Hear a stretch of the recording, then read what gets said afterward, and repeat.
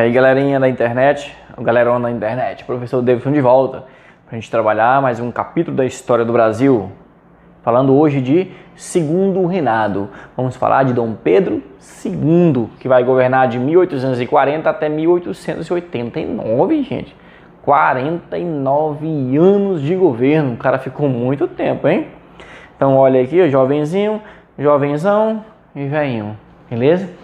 Após o golpe da maioridade em 1840, Dom Pedro II se tornou imperador do Brasil com 15 anos de idade. 15 anos. O cara se torna imperador do Brasil. Imperador, é imperador. E agora? 15 anos. É um menininho, uma criança, vai jogando bola, né? E aí, o que aconteceu? Ele não era apenas uma simples criancinha, era criança. Mas ele recebeu uma educação para ser imperador, tá? José Bonifácio ensinou ele, criou ele para isso, tá bom? Era um tutor que estava ao lado dele sempre, orientando, ensinando história, geografia, matemática, política, literatura, arte, ciência, tudo. Então ele chegou aos 15 anos, ele já tinha um grande conhecimento cultural, mas era criança ainda. Bom, e vai ser imperador. 23 de julho de 1840, declarada a maioridade de Dom Pedro II. Tá? Não estava na lei isso. Eles deram um jeitinho, né? Brasil é Brasil desde tempo. Deram um jeitinho, né? Porque ele só podia assumir com 21 anos, maior de idade, né? E agora assumiu com 15, né? Foi o jeito.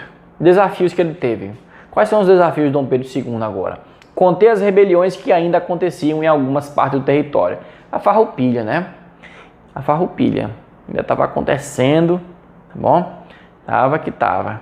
Então isso durante a regência brasileira, né, que a gente viu aí em vídeos anteriores, foi um período muito conturbado, né? Nós tivemos a farroupilha, que durou 10 anos, de 35 até 45, cabanagem, balaiada, Sabinada, revolta dos malês, tá? Então foi muita revolta, por isso que eles quiseram antecipar a volta do imperador, para tentar organizar o Brasil. Para eles, o Brasil estava desse jeito porque não tinha um imperador, né? Então voltaram com o imperador, e agora ele teve que arrumar o Brasil, manter o território nacional intacto, porque tem gente querendo se separar, né? Território querendo se separar do Brasil, então ele vai ter que cuidar disso, conquistar o apoio das elites brasileiras, dos ricos, de todos os ricos, tá?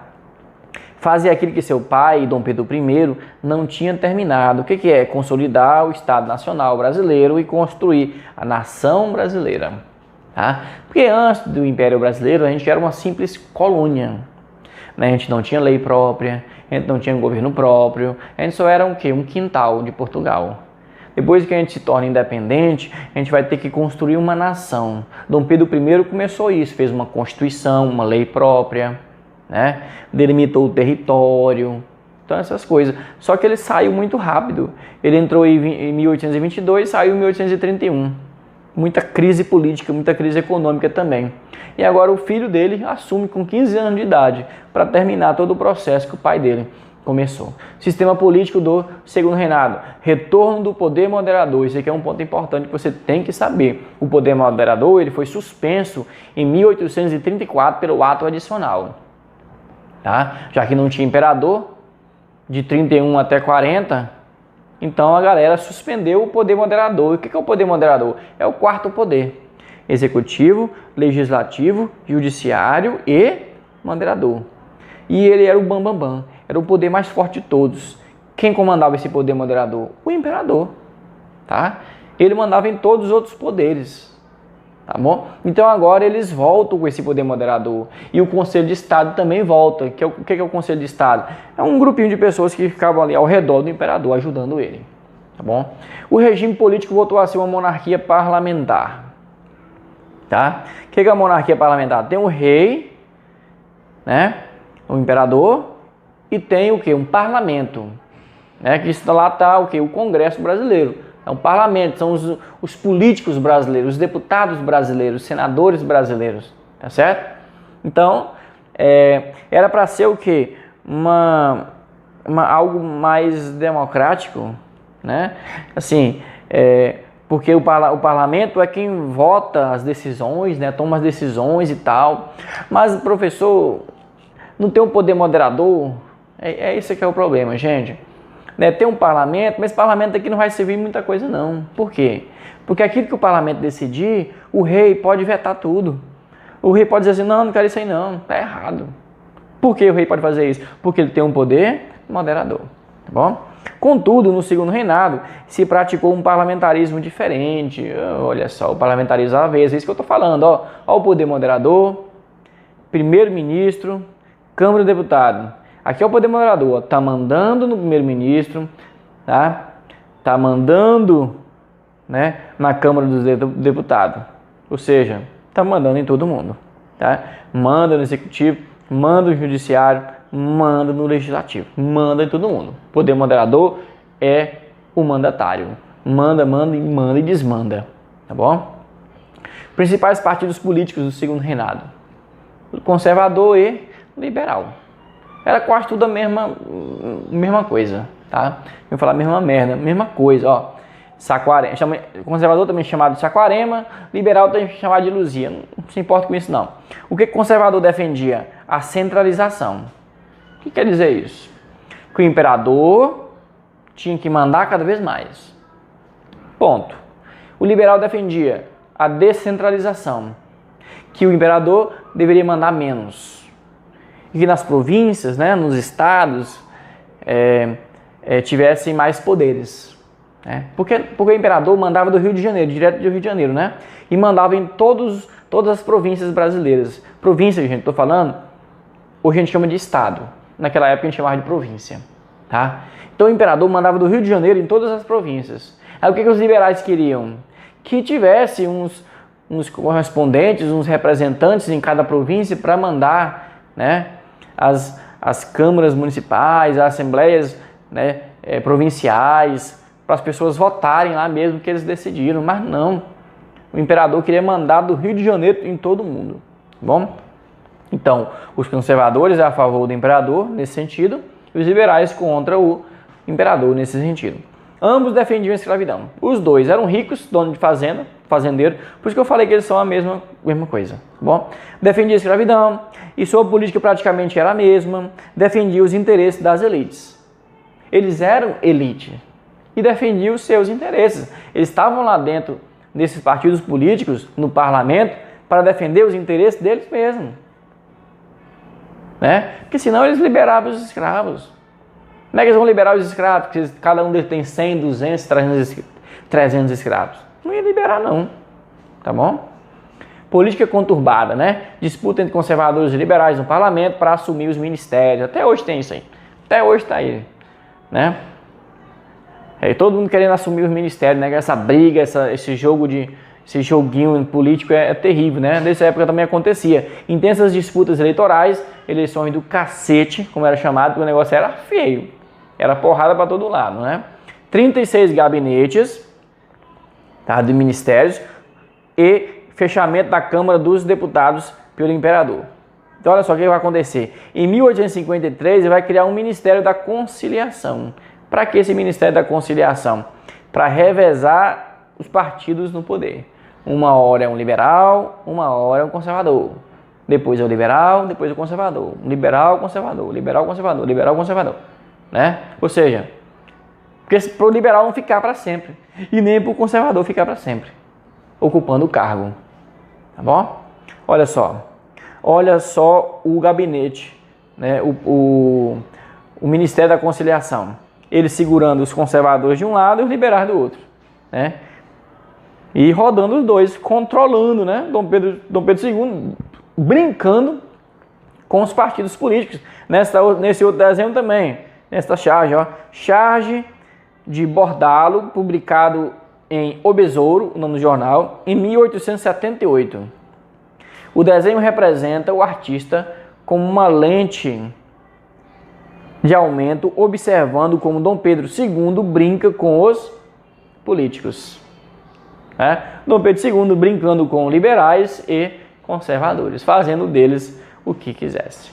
Neste momento aqui, ainda assim. Depois não, aí o negócio vai mudar, tá? A elite do café do Vale do Paraíba ao Oeste Paulista. Bom, café vai ser o produto que vai sustentar o Brasil no Império Brasileiro.